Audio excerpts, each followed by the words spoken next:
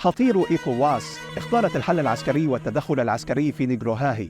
اليوم تجهز قوات عسكرية قوامها 20,000 عسكري بكامل العتاد. القادة الأفارقة مصرين على التدخل العسكري بآليات عسكرية فرنسية وبعض الدعم المعنوي والتكتيكي الفرنسي في الحرب الإفريقية المتوقعة. كما نذكركم بأن مالي وبوركينا فاسو قاموا بإرسال طائرات وجنود إلى النيجر للمساعدة.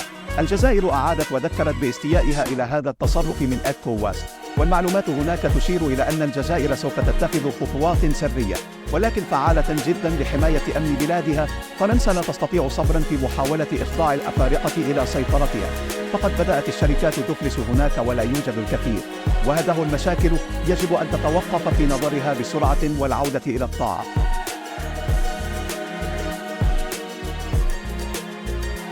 لا تنسوا الاشتراك في قناتكم الإخبارية العربية إيجاد.